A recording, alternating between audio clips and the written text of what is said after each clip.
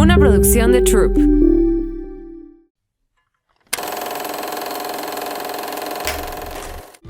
Hola, yo soy Carla Cardona y esto es Querida Valeria. Querida Valeria, hoy tienes 9 años y no dejas de crecer por minuto. No doy crédito de la niña hermosa, inteligente y resiliente en la que te has convertido y te sigues convirtiendo. Hoy no puedo dejar de decirte cuánto te amo, te admiro, te honro y te quiero. Sin embargo, hoy hay muchas niñas y niños que no están viviendo esto en sus hogares. No tienen la fortuna de tener padres amorosos, respetuosos y a cargo de sí mismos. Hoy hay niños sufriendo y sufriendo mucho. Niños a los cuales despojan de su dignidad desde muy temprana edad, que los rompen en edades en las que no tienen la capacidad de entender por lo que están pasando. Hoy es importante para mí hablar de una historia que sé que te aportará mucho. Estoy convencida que los padres cometemos muchos errores y muchos podemos dejar huellas negativas sin siquiera saberlo. Espero que con esta historia puedas identificar las tuyas. Te ama, mamá. Bienvenidos a un episodio más de Querida Valeria. En esta ocasión está conmigo Odi Merino, una buscadora incansable de herramientas en el camino de regreso al corazón. Tras mucho estudio y experiencia personal, hoy se dedica a compartir todos los recursos y herramientas como el EFT Tapping que le han servido en este proceso de despertar. En 2020 fundó una plataforma de talleres que al día de hoy ha logrado transformar la vida de miles de personas. Hoy su propósito es acompañar a mujeres y hombres en su proceso de deconstrucción, sanación y reconocimiento de su verdadera esencia. Qué bonito. ¿Cómo estás, Odi? Muchísimo gusto que conocerte ahora sí a fondo porque vamos a platicar muy bonito.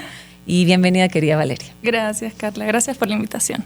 Pues mira, siempre les digo a mis invitados el por qué están aquí. Siempre de alguna u otra manera me han impactado. Y tu historia aquí, como te decía hace un ratito, no tengo muchas historias en este espacio. Me he dedicado como a brindar muchas herramientas a las personas que me ven y me escuchan porque creo que se necesitan herramientas.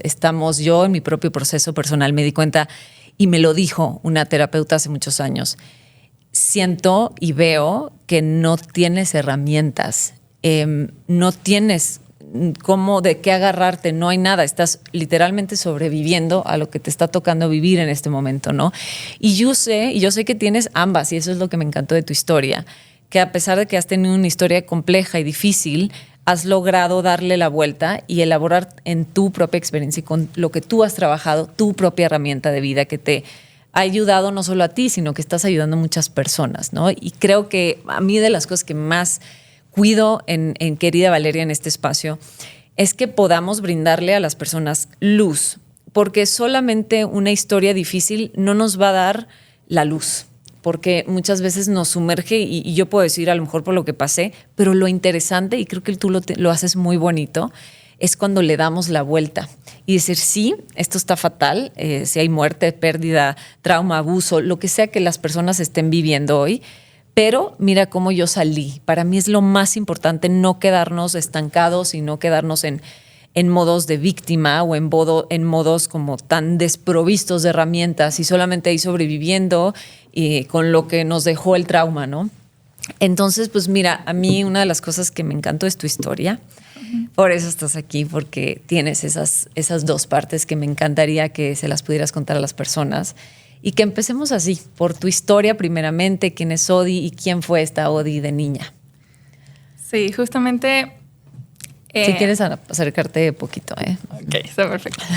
Justamente, como te contaba antes de iniciar, nací en Cuba, que de por sí ya es un tema complejo para quienes conocen Cuba y para quienes no. Obviamente es un país con muchísima dificultad económica, con muchísimas carencias. Y creo que ahí es donde está siento que donde se siembra el primer trauma, ¿no? Porque la carencia y la pobreza generan trauma. Crezco en una familia súper disfuncional. Mis papás se divorciaron cuando yo tenía 2 años. Mi papá se fue a vivir súper lejos. Mi mamá se quedó con nosotros y mi mamá se convirtió en esta persona súper violenta por sus razones muy personales. Y crecimos, obviamente, en un hogar sin amor, sin cariño, con no solo la carencia económica, sino la carencia emocional, la carencia afectiva. ¿Cuántos hermanos eran? 3 hermanos. Ok. ¿Tú eras la más chiquita? La del medio. Ok. Ajá. Sí, y sí, crecimos con una mamá súper violenta que obviamente no tenía las herramientas para una crianza consciente, respetuosa, amorosa. Y obviamente crecer así crea un impacto enorme en ti. Y creo que de alguna manera nuestro cerebro es tan sabio y tan inteligente que buscamos la forma de sobrevivir a eso, ¿no? Uh-huh. Y una de las formas principales en las que lo hacemos es a través de la desconexión. Nos desconectamos por completo del cuerpo y de nuestro sentir. Y recuerdo que cuando yo era niña, en estos episodios súper violentos, me preguntaban cómo te dolió o qué sientes. Y yo era como, no, pues ya no siento nada, ¿sabes? Era como, está bien, casi desquítate. Haz lo que quieras. Claro. Y por ejemplo, ahorita que dices que a los 2 años se divorciaron, te quedaste con tu mamá y empiezan estos episodios. Antes de eso, ¿había violencia? O sea, desde que tú eras bebé o no? Realmente no tengo muchos recuerdos de eso. Se divorciaron cuando yo tenía 2 años, pero creo que la personalidad violenta sí fue algo nuevo. Como que no era tan así cuando era muy chiquita. Creo que empezó a partir del divorcio. Ajá. Obviamente se volvió a casar súper rápido mi mamá. Y tuvimos un hermanito, o sea, que es mi hermano menor. O sea, nace después de esto, a los 2 años después del divorcio. Wow. Y al principio estaba todo bien. O sea, era como, habían carencias emocionales, afectivas, no había esta responsabilidad en la crianza. Pero de alguna manera era, entre comillas, normal. Sí. Creo que como cuando yo tenía como 6, es que la cosa se empieza a poner muy rara. No empiezan como estos episodios en la escuela.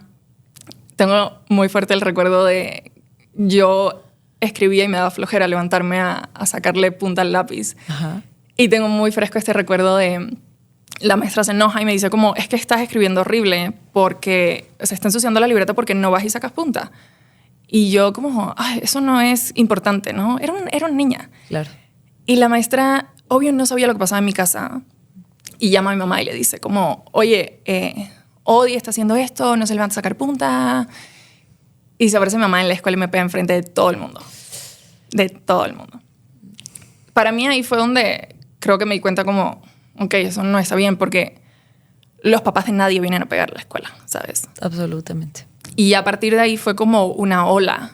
Era como episodios violentos súper fuertes y todo el mundo lo justificaba. O sea, como niña obviamente existía esta necesidad de quién me va a venir a proteger. O sea, ¿quién me cuida aquí? Y no había nadie. Todo el mundo le tenía un montón de miedo a mi mamá y era como, no nos vamos a meter porque ella es la mamá, ella decide qué se hace con los niños.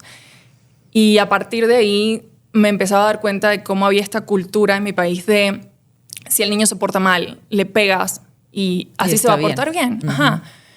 Entonces tú no hablabas mucho del tema, ni te quejabas ni nada porque decías, bueno, ay, a todo el mundo le pegan aquí, ¿sabes? Yo no soy como la excepción. Y obviamente a medida que creces estás haciendo consciente de que esto no está bien, claro. ¿Sabes? Esto de alguna manera no es lo normal. Y sobre todo me he dado cuenta porque nadie en mi escuela llevaba con moretones a la escuela y cosas así. Y ya cuando cumplo 16, 17 años, me empiezo a plantear la idea de me voy a salir de aquí. O sea, esto es un infierno. ¿Y estos episodios violentos se daban en momentos muy específicos? O sea, ¿tú tenías identificado qué le detonaba a ella eso? ¿O era de verdad era impredecible? Literal, impredecible. Era cualquier cosa. Casi que pasó un pájaro volando y se ponía así.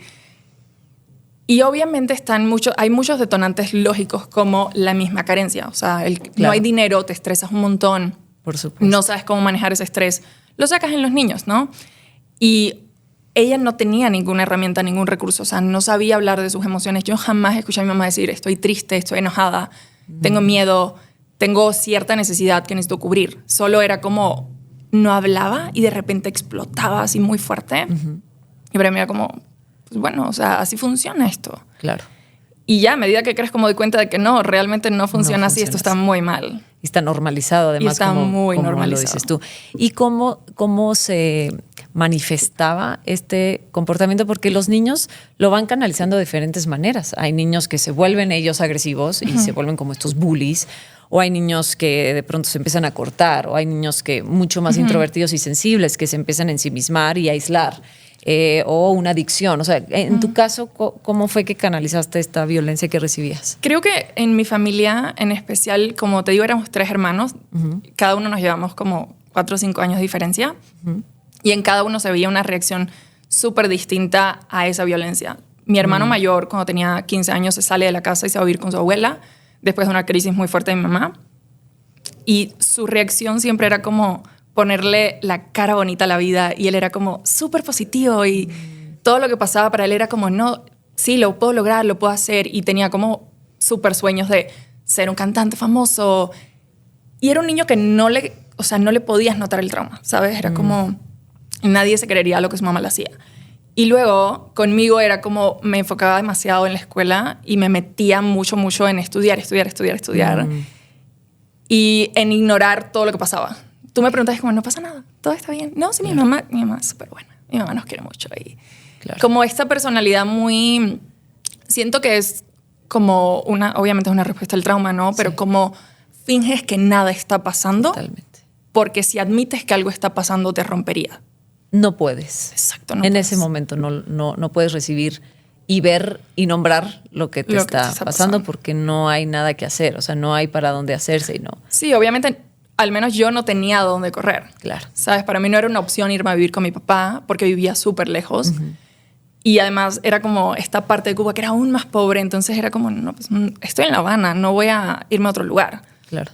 Y mi hermano chiquito también lo tomó súper diferente. Y él lo que hacía era como esta rebeldía de no voy a hacer los exámenes en la escuela, no voy a estudiar, no voy a hablar, no voy a comer. Era como la personalidad de huelga, ¿no? Era como... Le dabas de comer y te decía, no quiero. Y podía estar días sin comer y podía estar así.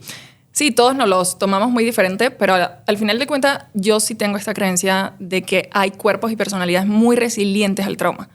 O sea, por genética hay personas que tienden a manejar el trauma de ciertas maneras que te hacen sobrevivir, ¿no? Claro.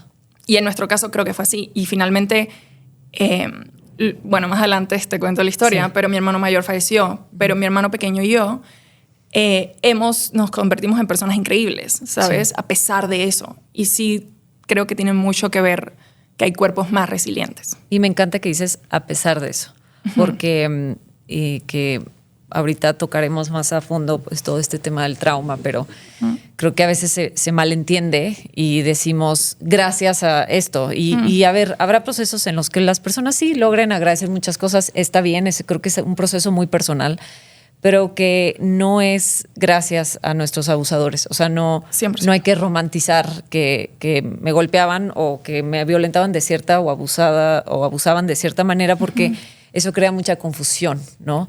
De que debemos lo que somos y peor aún, si logras cierto éxito en la vida, se lo debes a que te abusaron de ti, a que te maltrataban, porque esto que viviste te hizo muy fuerte. Pero ¿cómo está esa creencia arraigada? ¿No? Y es bien delicado, es súper delicado porque crea una disonancia en el cerebro. Totalmente. Es como, esto me dolió, ¿por qué lo tengo que agradecer? Y es como, no, dolió, punto. Hay otras cosas en tu vida que vas a poder agradecer.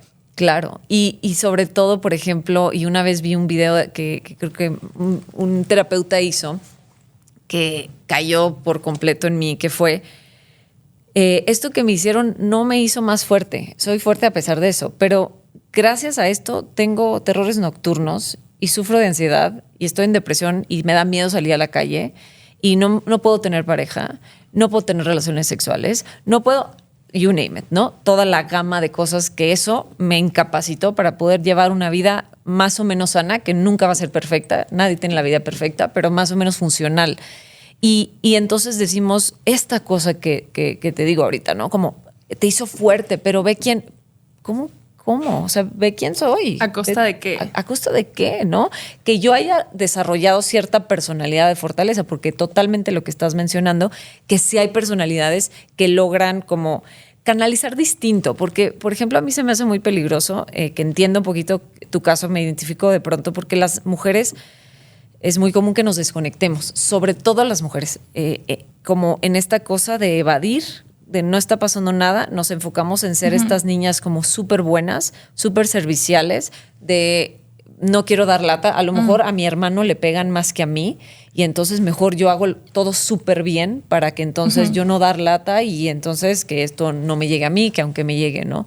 Pero qué importante es como ver esta parte y que no la estamos viendo y que quiero que continúes con esta historia. Sí, yo creo que de las cosas más importantes que he aprendido en los últimos años, ya evaluando mi historia desde otra perspectiva muy diferente a la cual lo hice cuando era una niña, es, primero necesitamos poner un límite con todas esas personas que te dicen gracias a, y esto te hizo fuerte, porque romantizar el trauma. Y es peligrosísimo para las personas que están atravesando esa situación. O sea, imagínate que, obvio yo ya lo tengo súper trabajado, pero hay personas que recién están atravesando esa situación y que tú le digas, esto te va a hacer más fuerte, no lo ayuda en nada porque no hay compasión y no hay empatía. Y realmente el lugar ideal donde se sana el trauma es donde hay compasión y empatía, empezando por ahí, ¿no? Okay. Sí, creo que es bien delicado, pero bueno, entrando más en que me ibas a platicar digo, claro, si tú lo quieres, como de esto que pasó con tu hermano mayor. Ah, sí. Eso fue un poco después de salirme de mi casa. Yo me salí ¿te de mi saliste casa a los 17? 17 años, sí. Ok, pero en Cuba, ¿no te habías En Cuba. Ok, ya. Sí, a los 17 años me salgo de mi casa porque obviamente ya la situación era insostenible y yo ya tenía esta conciencia de esto está mal. Y creo que se despertó en mí esta necesidad de huir. Es como necesito escapar de esto si quiero sobrevivir. Claro. O sea, a lo largo de toda tu vida, tu cerebro siempre va a encontrar maneras de sobrevivir. Pero cuando entra la conciencia ante lo que está mal, ya es una necesidad como muy, muy fuerte de sí moverte y de sí hacer algo. Me salgo de mi casa y como a los 2 años, o sea, cuando yo tenía 18, 19 años, mi hermano mayor, entre todo su proceso interno, yo siempre he tenido esta como suposición de asimilar el trauma, toma la decisión de irse del país, pero ilegal. O sea, en Cuba es súper difícil irte, pasando por ahí. Y hay muchísima gente que se va en balsas. Sí. Entonces mi hermano toma esta decisión, se lo comunica a la familia, todo el mundo estaba en contra, de, no tienes que hacerlo, puedes esperar y así. Conclusión del caso, toma la decisión y desaparece en el mar. O sea, eran 10 personas, solo aparecen 5, los deportan a Cuba y ellos cuentan cómo desapareció en el mar, nunca más lo vimos. Se asume la muerte, pero lo más profundo fue que en el momento en el que nos dan la noticia de solo aparecieron 5 personas desaparecieron, y te dan la lista de los nombres y mi hermano no estaba en la lista de nombres que habían aparecido, a mí se me vino el mundo encima. Porque de alguna manera, cuando creces en un hogar con violencia, tus hermanos se vuelven como ese soporte y ese, ok, esto puede estar súper mal, pero no estoy sola en esto, ¿no? Como esa complicidad. Exacto. Estamos juntos en esto. Ajá, ¿no? Exacto. Cuando desaparece mi hermano, para mí fue un golpe súper, súper fuerte. Y más fuerte aún fue que en ese momento toda la familia se vino abajo y yo era como la persona que tenía la edad ya para sostener a la familia. Entonces era como, tú tienes que ser fuerte por tu mamá, tú tienes que ser fuerte por tu abuela, tú tienes que ser fuerte por todos, tu hermano. Y de nuevo viene este discurso de, tú necesitas ser fuerte, tú puedes con esto, tú vas, tú hazlo, ¿no? ¿Que era algo que tú te decías a ti o también se reforzaba de la fuerza? De afuera, ajá. Ok, ya. Entonces yo no tuve ni siquiera como una oportunidad de llorarlo, de sentirlo, de decir como, me duele un montón esto, claro. ¿Sabes? Me está afectando esto. Porque tenía que ser fuerte. Y porque ya había construido esta imagen de resiliencia que para todos era muy bonita de, su mamá le hacía todo esto y luego se salió de la casa y ya es como independiente, claro. Está empoderada, es muy fuerte, qué niña, ¿no? Sí. Y yo en realidad me estaba muriendo por dentro.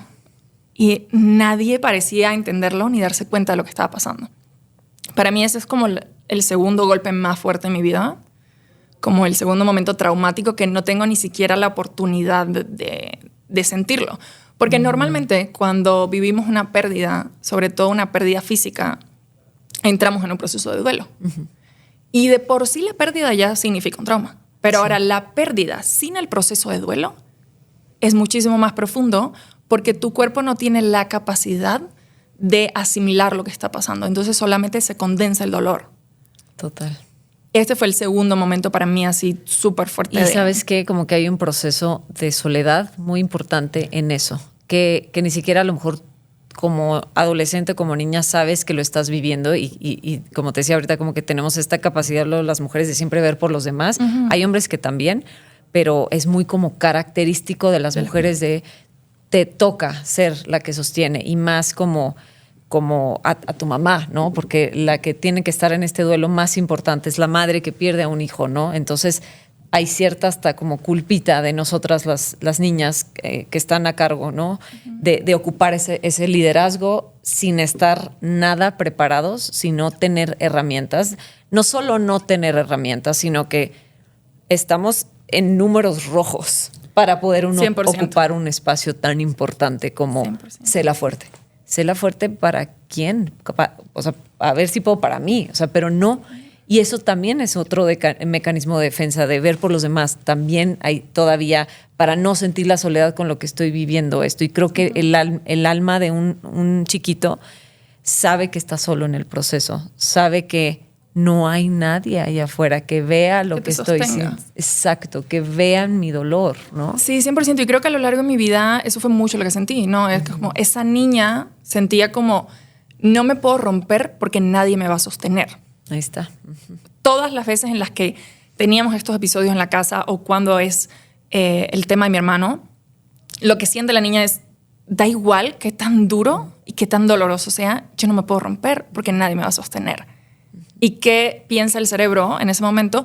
Ok, si nadie me sostiene, esto es una posible muerte, entonces mejor vamos a desconectarnos Sí. y vamos a fingir que nada está pasando. Totalmente. Y le sigues, ¿no? Y le sigues. Y le sigues, ¿no? Y le seguí. Claro, sí, porque no es como esto, ¿no? El no tener nadie para que sostenerte es eso. Es no puedo ir corriendo a la casa de mi abuela o de mi papá. No hay nadie allá afuera, por la razón que sea, ¿no? Y siento que la cultura y la sociedad tienen un impacto súper fuerte en esto, Carla. Porque obviamente si estás en una cultura donde lo normal es la violencia entre la familia, da igual cuánto levantes tu voz y cuánto te quejes, nadie te va a entender, ¿sabes? Es como un grito ahogado. Sí. Nadie te va a entender. Y para mí eso fue durante muchísimos años. Incluso yo también entré en ese juego de romantizar el trauma y de decir, yo soy quien soy gracias a mi mamá. Sí. ¿Sabes? Wow. Ella me enseñó a ser fuerte. Ella me enseñó que puedo con todo. Y tenía ese discurso de, si mi mamá, que es la persona que más debía cuidarme y amarme, no lo hizo, no puedo esperar que nadie más allá afuera lo haga. Que eso es uno de los, siento que, errores más grandes que podemos cometer. Creer que nadie allá afuera nos va a dar ese amor, ¿no? Y ¿sabes qué? También, ahorita hablando de la cultura, cómo reforzamos entre adultos la violencia, pero con los niños. O sea, por ejemplo, a lo mejor pudo haber pasado, no, pero que tu abuela, no sé, te dijera, es que mira, tiene que sacarlos adelante, ve cómo ha sufrido, ve, se fue su esposo, la dejó.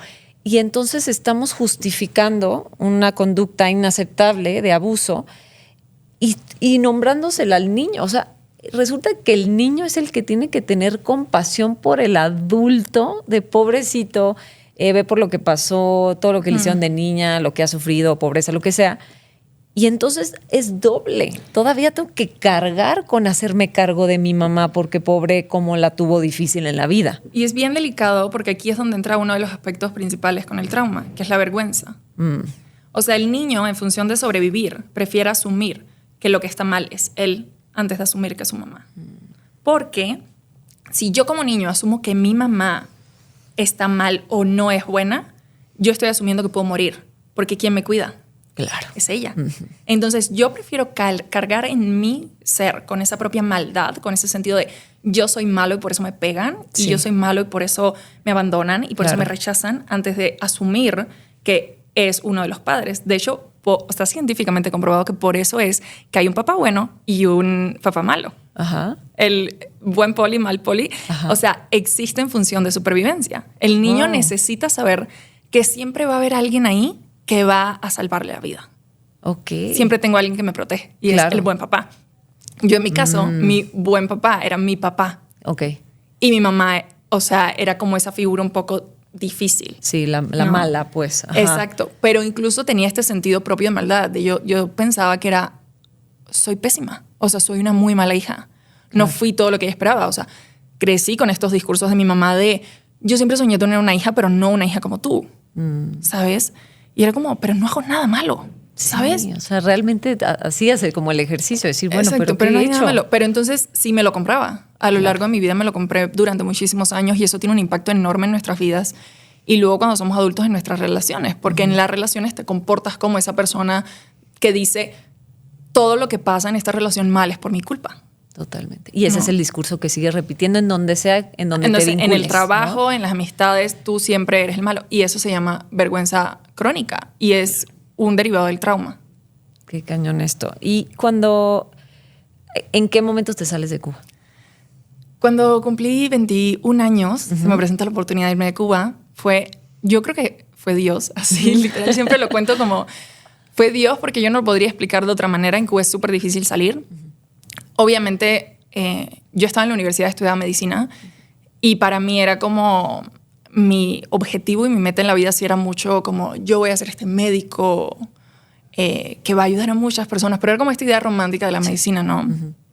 Y llega un punto en la carrera en el que yo ya no me podía sostener a nivel económico, o sea, no podía llevar la carrera y mi vida porque vivía sola, me tenía que alimentar y en Cuba es complejo, ¿no? Empiezo a trabajar y poco a poco el trabajo desplaza los estudios y es como, pues, tengo que dedicarme a trabajar. Y empecé a trabajar en toda esta parte de medios de comunicación, grabamos como publicidad, videos, clips y así, entre productora y modelo, como que le hacía todo. Y sí es un medio muy bueno en Cuba, no es como un muy buen trabajo. Y obviamente conoces mucha gente, haces muchos contactos. Resumen del caso, llego con los contactos indicados, consigo una visa de Europa. Y esa visa después que pisas Europa te deja entrar en México. Llegué a México de súper casualidad, o sea, fue una casualidad enorme. Venía como una semana a conocer, mi plan era irme a vivir a Europa y estando aquí fue el terremoto del... ¿17? Ajá. Ok. El enorme 2017. Sí. Ajá. Y ahí fue donde tomé la decisión de quedarme en México. Wow. Fue muy raro porque mucha gente diría como, tembló y tú nunca en tu vida has estado en un temblor, regrésate a tu país, allá no tiembla. Qué miedo. Pero se movieron las cosas. Al día siguiente me escribió una agencia de modelos de aquí de la ciudad y fue como, te contratamos, te hacemos los papeles y para mí fue como, ya estoy, me voy a quedar aquí, ¿no? Ajá. Todo está súper bien. Y ahí es donde tomo la decisión ya completamente de dejar Cuba.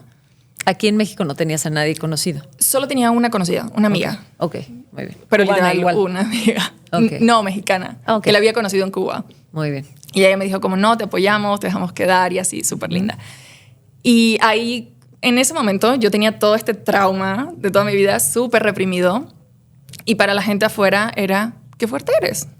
Wow, qué maravilloso lo que has hecho con tu vida. Y siento que tanto peso de afuera hacía que yo fuera como más fuerte, porque entonces era como todo el duelo de cambiarte de país, dejar de ver a tus amigos, a tu familia, a todo el mundo. Y para mí era como, ok, más fuerza, más fuerza. Y creo que cuando hay demasiada fuerza, las cosas se rompen. ¿No? Se vuelve como muy rígido. Muy rígido y truena. Exacto. ¿No? Y yo creo que eso me pasó. Que estando un año en México, además fue un año dificilísimo porque me comunican que mi papá tenía cáncer y que se iba a morir. Entonces... Que si me permites interrumpirte antes de que entremos ahí. Qué fuerte lo de reforzar la fortaleza. Uf. Yo creo que sí tendríamos que detenernos y preguntarnos y preguntarle a la persona. Siempre para mí es algo muy sospechoso cuando una persona es súper fuerte. Por alguna razón, porque en un ambiente sano no tendríamos por qué ser tan fuertes. No, ¿qué hay abajo que te hace estar en un estado de hiperfortaleza y resiliencia? Habría que, y esto para mí me interesa que la gente lo empiece a cuestionar porque estamos reforzando lo equivocado. Y estamos reforzando 100%. Esto de lo que estamos hablando, del trauma, que se vea fuerte, que no sé, ¿no? Como además, que haciendo positivo, pues. Además te afecta la identidad. O sea, te creas esta identidad te crees ese personaje. Soy súper fuerte y entonces cuando necesites expresar una emoción es totalmente imposible. O sea, yo no tenía, Carla, la capacidad de hablar de emociones. Yo jamás podía decir, estoy triste, estoy enojada, tengo miedo.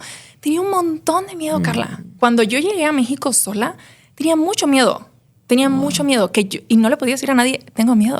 Claro. Además, la gente en Cuba, familia, amigos, te decían como, ni te quejes, porque tienes el sueño que todo el mundo desea. Aparte, cargar con la culpa de, exacto, yo sí salí, yo sí tengo éxito. Exacto. Y no puedo darme el permiso de hacer eso. Era fuertísimo.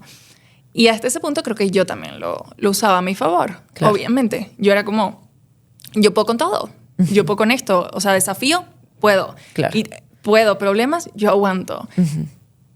Y el problema es que cuando ha sido suficiente de tanta fuerza, de tanta fortaleza, que en realidad es suficiente trauma, el cuerpo es el que te pone una pausa. Cuando tú conscientemente no le pones una pausa a estas situaciones, el cuerpo dice, hey, aquí estoy. Hasta aquí llegamos. Y mi cuerpo obviamente empezó a reaccionar de maneras muy raras. Me empezaba a intoxicar, terminaba en urgencias con la garganta cerrada, me tenían que inyectar adrenalina, era como una locura. Y yo decía, ¿cómo es posible? O sea, soy súper sana, ¿sabes? ¿Por qué me está pasando todo esto? Y obviamente esos eran los gritos de ahogado de mi cuerpo diciendo, ya no puedo más con esta fuerza, con este fingir que nada pasa, ya, sácame de aquí, ¿no? Claro, y la gente erróneamente identifica, vamos a suponer que te corrieron de un trabajo y te dio esa intoxicación o un ataque de ansiedad o lo que sea que a uno le pasa. Y tú piensas que es eso, pero no, el cuerpo te está avisando por todas las veces todo antes. Lo que has guardado. Y ese nada más es una puntita que a lo mejor es una bendición porque es a 100%. Través de la relajación que dices, pues te pones a llorar y ¿cuándo he llorado? Pues 10 años sin llorar. O te das la oportunidad y muchas veces yo digo eso, o sea, nunca es por lo que crees que es, ¿no? A lo mejor tú piensas que es esa pérdida de trabajo o que te corrieron del departamento porque no pudiste pagar la renta. Esa es la gota que derrama el vaso, no es el problema que te hayan corrido, ¿no? Sí, siempre el árbol siempre tiene raíces mucho más profundas de las que podemos ver. Tú ves el árbol y juzgas el árbol. Totalmente. Pero no te fijas en las raíces. ¿Y tú te sentías conscientemente desconectada, o sea, de las emociones? 100%. O sea, yo no sentía nada, Carla, nada. Hoy soy consciente, en ese momento no. En ese momento yo podía incluso decir como, es que estoy enojada, no sé qué, pero no había enojo a nivel cuerpo. O sea, mi cuerpo era como esta entidad vacía donde no hay nada aquí y esto es como solo una carga que tengo que llevar. Como un coche, un carro y ya. Y ya, literal. Okay. No había nada. Y cuando empiezan todo este tema de las intoxicaciones, las crisis de ansiedad, una vez un ataque de pánico me manda al hospital, pero ya muy, muy mal. Y me acuerdo que abro los ojos y digo como, ya no puedo seguir así. Ya, o sea, me cansé. Yo quiero saber por qué es esto. Pero realmente la curiosidad empieza por la enfermedad, por la ansiedad, por estar súper deprimida y decir, esto no tiene sentido. Tengo la vida de mis sueños, entre comillas, lo que hasta ese punto yo creía que era la vida de mis sueños y lo que me habían dicho toda mi vida, este es tu sueño, ¿no? Porque en Cuba creces con toda esta ideología implantada de el sueño más grande que vas a cumplir es cuando te vayas de este país. Wow. Cuando tengas una carrera, eso, cuando tengas un buen trabajo, cuando tengas una familia. Pero es mucho de lograr. Y es como, ok, tengo todo esto, pero me siento súper vacía, me siento que me falta algo, me siento desconectada, me estoy enfermando, tengo ansiedad, estoy deprimida. Y ahí fue donde dije como, ok, hay que prestar atención y voy a ver por dónde. Y a partir de ahí fue como empecé procesos terapéuticos y en mis primeras terapias me acuerdo que yo decía como, es que esto es absurdo. ¿Cómo tú me vas a decir a mí que todo lo que a mí me hizo fuerte? Ahí que lo que tenías, sí. Cuando te dio ese ataque en serio, dijiste, esto ya no puedo más. Tenía 21 años, 22 años, acabaditos de cumplir 22. Y fue cuando pasa lo de tu papá.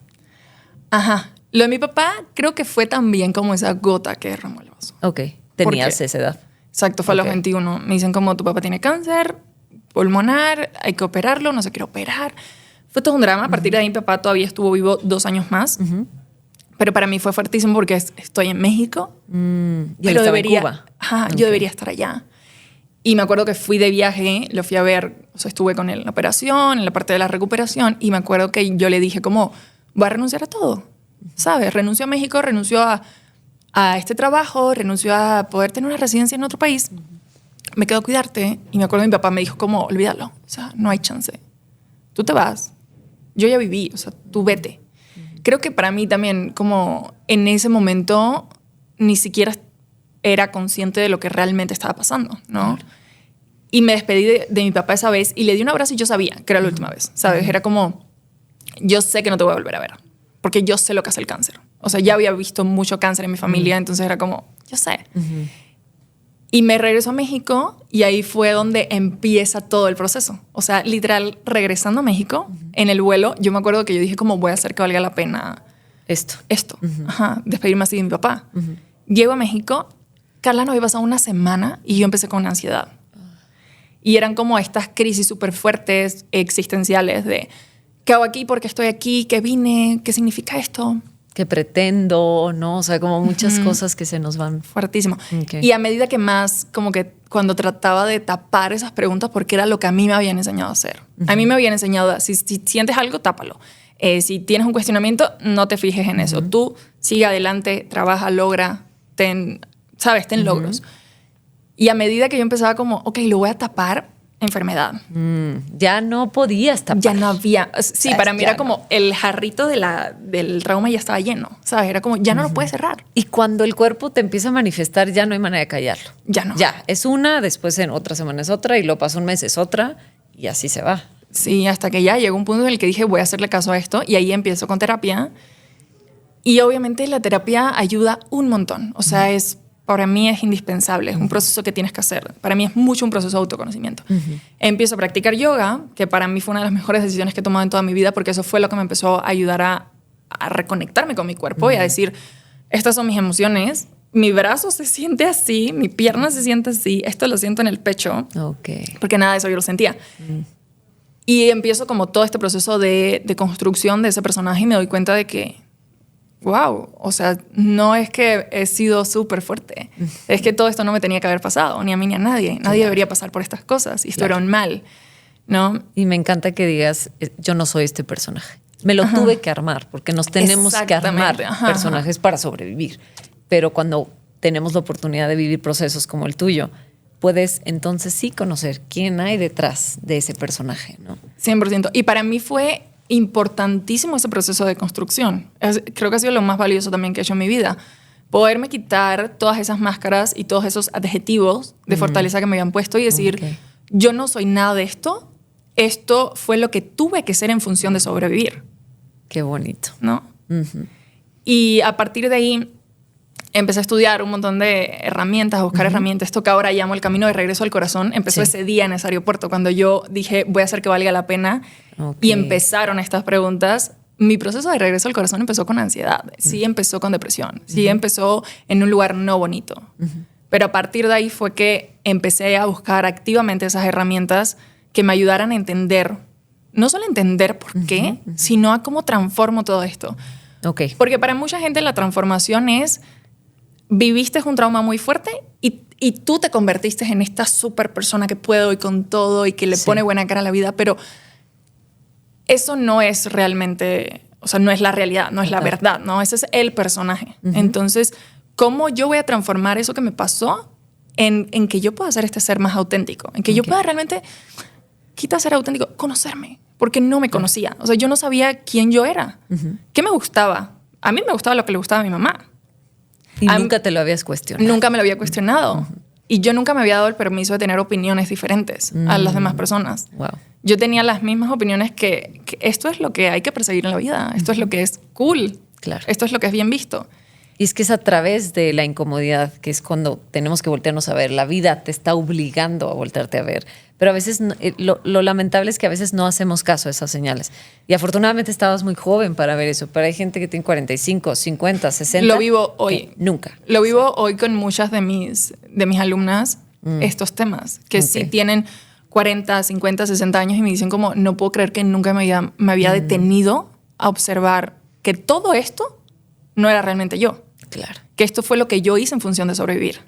Y me parece maravilloso que podamos, no sé si maravilloso, pero por ponerle un nombre, cuando el cuerpo te avisa con una enfermedad, que demonizamos la enfermedad, y sí, es terrible, nadie queremos sufrir una enfermedad. Pero muchas veces, porque he conocido personas que han pasado, por ejemplo, cánceres súper fuertes, pero que la libraron, que hoy es un agradecimiento porque a su cuerpo, no al cáncer, pues, ¿no? Volvemos a lo mismo, no hay que romantizar eso, sino el cuerpo me estaba avisando. O sea, es su manera de gritarme algo que yo a fuerza reprimía, hacia un lado, no quería ver, siempre la fuera. Pero fue la manera en la que yo tuve de regresar, lo que estás diciendo, a mí, a lo que sí soy, a habitar mi cuerpo sanamente y no desde la enfermedad. La enfermedad son los síntomas, son las señales que está dando nuestro cuerpo para, hey, aquí estoy, Sí. hay que regresar, veme, ¿no?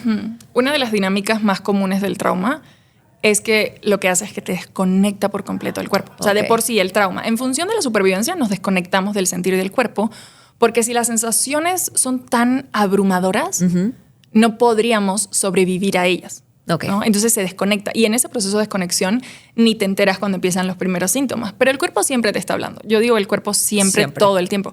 Pero no tenemos esta cultura todavía de regresar al cuerpo a ver cada día, en cada momento, qué está diciendo mi cuerpo de esta situación. ¿no? El cuerpo se expresa todo el tiempo. Pero crecimos en una sociedad que nos enseñó a suprimir esa voz. No prestes atención, no es tan importante, no es tan relevante. ¿Te duele la cabeza? Tómate una pastilla. ¿no? Sí. Pero ese dolor de cabeza me está hablando de algo, sí. ¿no? Esa incomodidad en el estómago te está hablando de algo. Ese dolor en los hombros o en la espalda te está hablando de algo. Pero tenemos esta cultura de aliviar. Que se quite rápido. ¿Y por qué no preguntamos, ok, ¿por qué? ¿De dónde viene esto? ¿Qué me quiere decir esto? ¿no? Claro. Y es importante decirlo, que lo decías justo con Sebastián, de la importancia de diferenciar el trauma, porque no es lo que nos pasó. El trauma no es lo que nos pasó, ¿no? Es lo que pasó adentro de nosotros, a raíz de lo que pasó. Exacto. ¿no? Sí, yo me he vuelto, obviamente, con los años y mi propio proceso, porque a mí me llevó mi proceso, a mí no me llevó la curiosidad. Yo no soy esta persona que quería saber de trauma. O sea, a mí literal la vida me llevó, me puso ahí de frente y llegó un punto en el que tuve que darme cuenta de que mi cuerpo era parte de la ecuación, ¿no? Y que había tenido todos esos efectos de esas experiencias. Ahora, cuando yo me pongo a estudiar trauma ya a nivel más profundo, cuando me empiezo a tomar mis formaciones y todo esto, me doy cuenta de que primero, la desconexión con el cuerpo estaba fuertísima. ¿no? La desconexión con el cuerpo está fuertísima y es de las primeras cosas que tenemos que trabajar. Y la segunda es que tratamos de hacer lógico todo lo que nos pasó, pero también en función de sobrevivir. Y ahí es donde quería llegar. Hoy en día, cuando hablamos de terapia, hablamos muchas veces de estas terapias habladas donde hablamos de lo que nos pasó. Sí. Y dentro del trauma sí es muy importante resignificar la experiencia y es muy importante, obviamente, colocar los archivos en la carpeta que van. Okay. ¿no? A mí me encanta explicar el trauma de esta manera. Okay.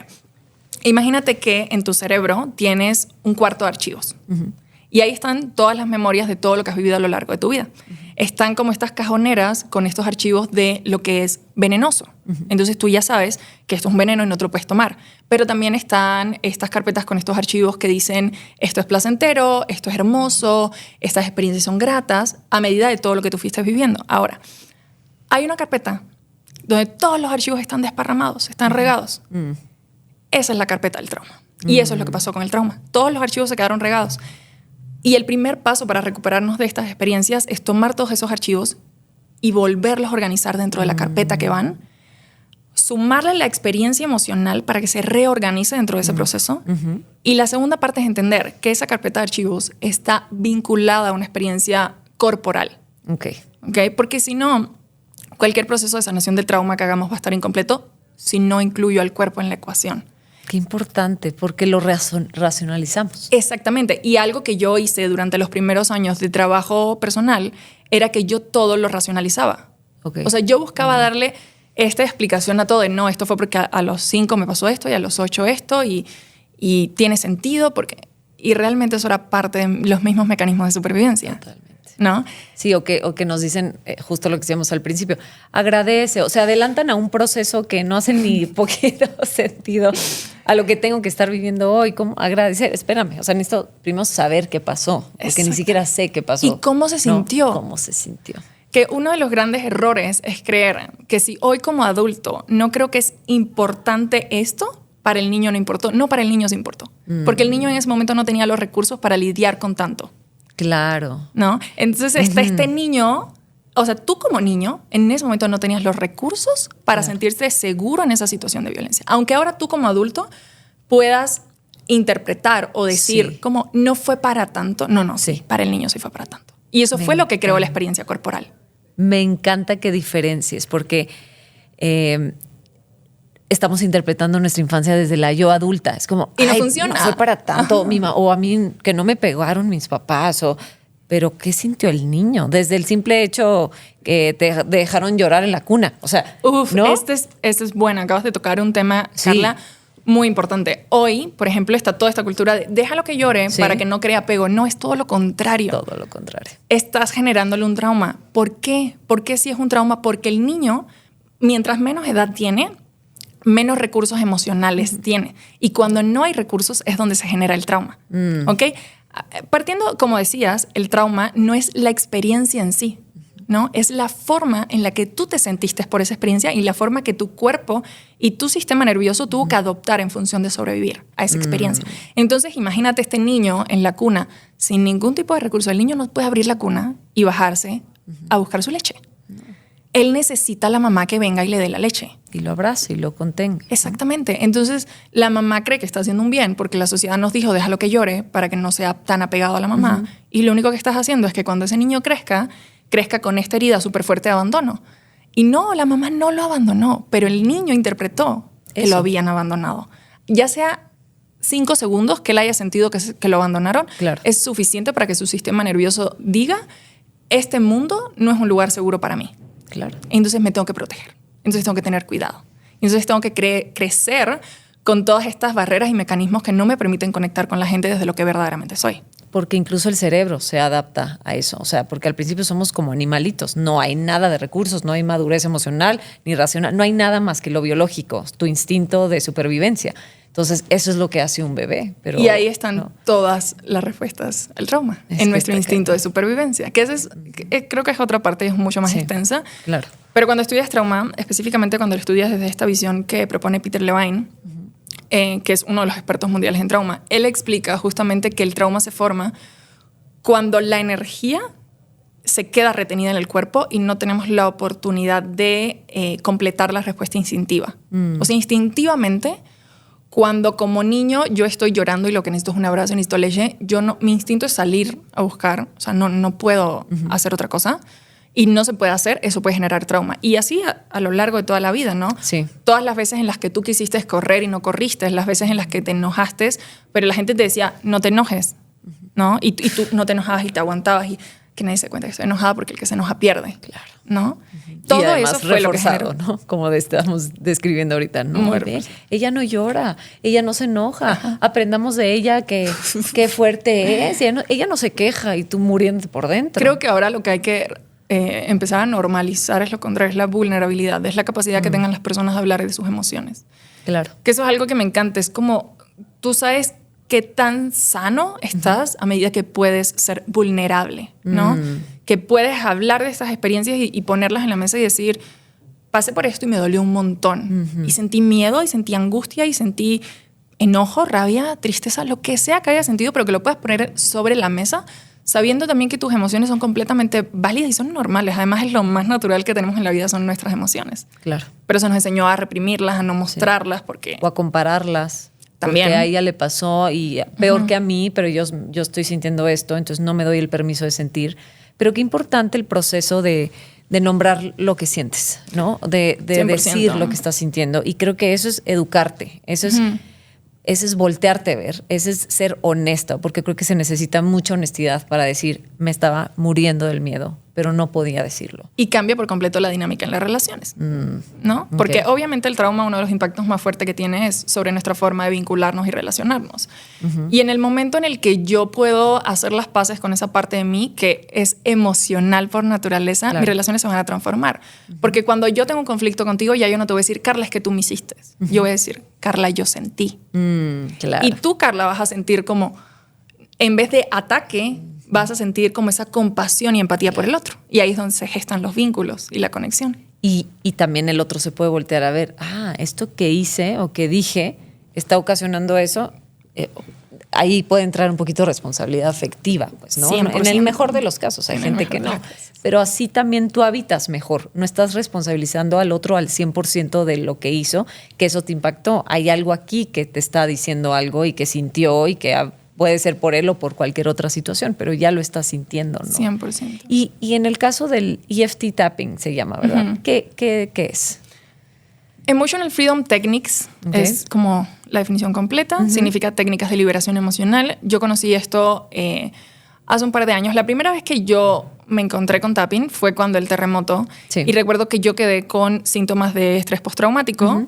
Yo me despertaba en la madrugada, tenía un montón de pesadillas, sentía que todo se movía, de hecho me daban mareos. O sea, yo podía estar sentada aquí, que me diera un mareo y yo decía, está temblando. Sí. Y probablemente lo experimentaron muchas personas en México tras el terremoto.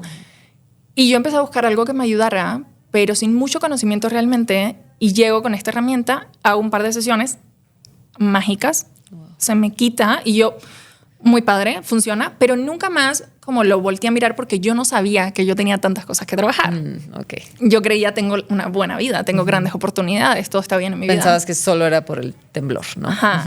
Y cuando llegan estos procesos ya de ansiedad, que si las alergias y todo esto, que mi cuerpo empieza a hablar, una de las herramientas que me acuerdo que tenía era esta. Y yo me acuerdo que una vez esto funcionó, quizás esto funciona ahora con la ansiedad. Vamos a probarlo.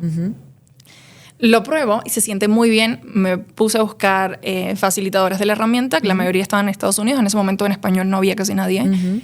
Me pongo a hacer estas prácticas y ahí es donde mejor me empiezo a sentir. Cuando yo realmente empiezo a usar EFT ya como una práctica regular, para mí fue como, esto se siente muy bien. A ver, ¿por qué se siente tan bien? Esta herramienta es mi herramienta principal porque incluye el trabajo con todos los cuerpos, o sea, con tu cuerpo físico, energético, emocional y mental. Y para mí es súper integral ese trabajo. Para mí fue el trabajo que realmente me hizo ver un cambio muy notable a nivel emociones, ¿no? Entonces, Emotional Freedom Techniques trabaja con el sistema energético del cuerpo descrito por la medicina tradicional china, o sea, estos puntos que se usan en acupuntura, que son los meridianos, son canales que tenemos en todo el cuerpo de energía, y a su vez combina esto con la psicología occidental. Entonces, básicamente, activamos el sistema energético del cuerpo al mismo tiempo que activamos el campo del pensamiento, que es donde se almacenan estas memorias. Entonces vamos liberando cada una de las experiencias de la infancia, experiencias traumáticas, lo que sea que estés trabajando, puedes trabajar casi cualquier cosa con esta técnica, pero me encanta porque me dio la oportunidad de darle voz a todo lo que a lo largo de mi vida yo nunca le pude dar voz, ¿no? Le pudo dar voz a la niña de 7 años que se sintió con muchísimo miedo de perder la vida, ¿no? Y pude hacer estas sesiones y reconocer y que esa niña pudiese hablar a través de mí y decir, tengo miedo, estoy triste, me siento sola, siento que nadie me entiende, siento que no me quieren, siento que no me valoran. Y el darte la oportunidad de ponerle voz a todo eso, ahí empieza el proceso de sanación más profundo. Primero cuando lo puedes hablar en voz alta, ¿no? Que es algo que hace esta herramienta. Y luego me encanta porque usamos toda la parte energética del cuerpo. Y al usar la parte energética estamos dando como estos golpecitos en ciertas partes del cuerpo donde están estos meridianos. También estás no solo incluyendo la parte energética, sino también al cuerpo, que el cuerpo regrese a sentir lo que en ese momento no pudo sentir. Entonces, básicamente estamos resignificando la experiencia corporal al mismo tiempo que resignificamos la experiencia mental. ¡Wow! Entonces, por eso es tan poderosa la herramienta. O sea, es que está súper completa. Exactamente. Eso es una maravilla. Increíble. Y por favor, déjame todos los datos. Yo solamente había escuchado como del tapping, pero la verdad es que en Instagram, ¿sabes? No, así de que el golpecito en la frente y dices, soy hermosa y soy capaz y no sé qué. Ay, esa ha sido mi lucha los últimos años, reeducar a la gente que eso no es EFT tapping, ¿ok? Eso es tapping de reels, de redes sociales. Yo ni siquiera subo videos con esto porque es un proceso muy profundo, muy personal, muy íntimo. Que requiere de muchas más cosas, no solo del golpecito, ¿no? No, cero. Además, hay una comprensión de la psique muy profunda que hay que hacer. Y hay que irnos a lugares donde hay que trabajar de formas muy delicadas para no retraumatizarnos. Porque, o sea, se lleva mucha preparación y mucho estudio compartir esta herramienta, ¿no? Y hoy en día las redes sociales todo lo hacen muy popular y se ve muy simple. Y vende pero no es. mucho porque es fácil. Porque hoy queremos rápido. De hecho, me quiero sentir bien, ¿no? Uno de los principios de esta herramienta es que no usamos afirmaciones. No hacemos esto de... Tengo mucho dinero y soy guapa. No lo hacemos. Soy abundante, no sé qué. No lo hacemos porque sabemos que ahí no está la verdadera transformación. Claro. O sea, tu cerebro ya sabe que lo que estás diciendo no es real, porque ese real no lo estarías diciendo. Total y absolutamente. Lo que quiere y necesita tu cerebro es irte al subconsciente, a esos lugares donde están escondidas esas memorias, darle luz sacarlas a la superficie para que entonces se puedan reprocesar. Básicamente es reprocesar todas las experiencias. Okay. Pero muchas veces hablamos de temas que no son cómodos, Carla. No son bonitos, no son instagramiables. Exacto. Este proceso, siempre lo digo, el proceso de sanación específicamente del trauma, no es un proceso bonito, no es romántico, no, es súper valiente, es profundo, pero eso sí creo que es muy válido decirlo. Importante, es un proceso necesario si queremos tener vidas plenas. O sea, más sanas y relaciones vidas con las que estemos a cargo nosotros, 100%. No la niña herida que no está trabajada, que va a elegir a lo mejor a otra persona que lo maltrate. No, quiero yo habitar mi vida hoy, quiero poder elegir y no estar eligiendo desde inconscientes de todas 100%. Esas vivencias guardadas, ¿no? Sí. Y pues bueno, llegamos al fin del episodio. Qué bonito y muchas gracias, Odi. Muchas gracias por abrirte en este espacio. Para mí es muy importante que sea un espacio seguro para los invitados, para las personas, porque hacen falta estos espacios a mi punto de vista, porque también en mi propio proceso personal pues no sentía que había un lugar seguro y dije, bueno, si no hay espacios seguros, ¿por qué no hacer mi espacio seguro? Muy bien. Exacto, y aquí me encanta que la gente se abre. Yo me he podido abrir en experiencias personales y valoro muchísimo lo que hiciste hoy. Gracias por poner tu historia al servicio de las personas que hoy nos escuchan. Y por favor, dinos dónde no te podemos encontrar, las personas que quieren incorporar esta técnica a su vida. Sí, estoy en Instagram como @odimerino. Okay. Ahí comparto las fechas de los cursos. Igual mi página es odimerino.com. Okay. Y ahí encuentran muchísimos recursos, herramientas gratuitas también. Me encanta compartir herramientas gratuitas porque creo que a veces es difícil para todo el mundo acceder a terapia. Es muy costosa. Hoy en día la terapia realmente es un privilegio. Totalmente. Y siempre trato de compartir cada 1 o 2 meses algún taller, alguna clase gratuita para las personas que no pueden pagar un curso extenso de la herramienta, pero que también puedan experimentar los beneficios, porque al principio yo lo experimenté así gratis. Y algo que me encantaría decir antes de cerrar es que es completamente posible sanar y es completamente posible crear una vida más plena a pesar de lo que sea que te haya tocado vivir, por difícil que parezca.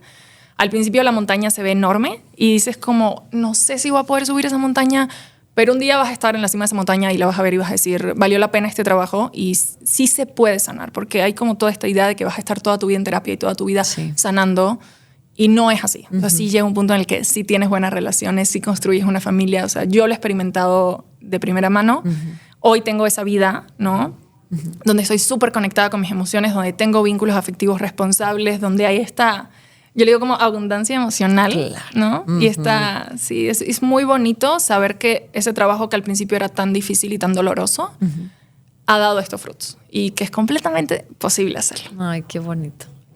Pongan eso otra vez, regresen esos últimos 30 segundos y vuelvan a escuchar. Gracias por la luz que le das al mundo, que les das ahorita a las personas que te escucharon, que te vieron.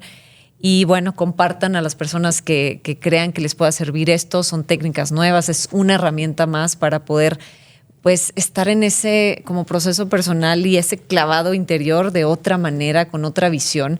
Y para mí era muy importante eso, que ustedes pudieran ver que sí se puede salir, siempre. Y siempre, yo lo digo, alejándonos de la perfección. No existe esa vida que vemos de Instagram, no existe esa idea romántica. La vida es una aventura, se sienten cosas padrísimas y otras no tan padrísimas, y hay que entrarle, y es un proceso que vale la pena. Y gracias por haber llegado hasta acá.